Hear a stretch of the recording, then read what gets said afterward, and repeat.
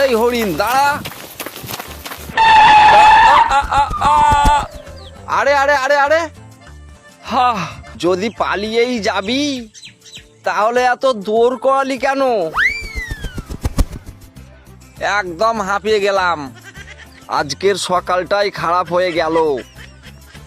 আরে আরে আরে, ওটা কি ভেসে আসছে দেখি তো।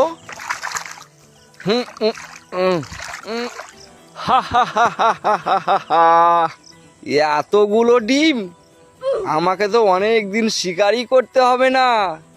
একটা খেয়ে দেখি তো। আচ্ছা, এই ডিমগুলো দিয়ে যদি বাচ্চা ফোটানো হয় তাহলে তো আমাকে আর কোনোদিনই শিকার করতে হবে না। ডিম ফুটলো আর বাচ্চাগুলো বড় মুরগি হয়ে গেল। সে প্রত্যেক দিন ডিম খেতে পেত, কিন্তু সেই খাঁচায় একটা শেয়ালের নজর পড়ে। কি তাজা মুরগি, কিন্তু সামনে তো বাঘ। আমিও শেয়াল, আমার কি বুদ্ধির অভাব।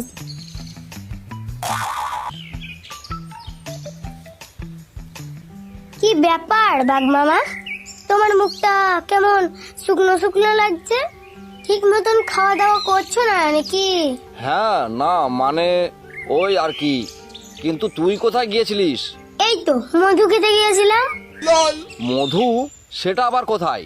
এই তো এই পাশে, তুমি জানো না নাকি? হ্যাঁ রে, তা আর মধু নেই? এই তো কাজ হয়েছে।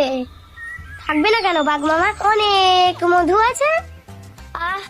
মধু খেয়ে বড্ড ঘুম পেয়েছে। এই বলে শিয়াল পাশের একটা ঝোপে লুকিয়ে পড়ে।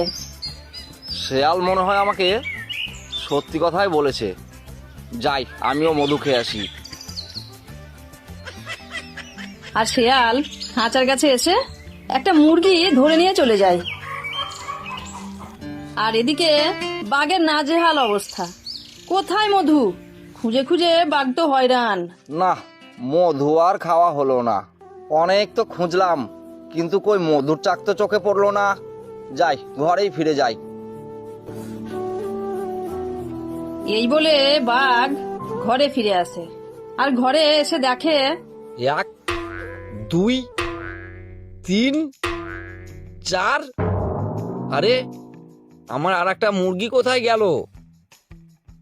মনে হয় কেউ মুরগি চুরি করছে। আজকে রাতে লুকিয়ে দেখতে হবে।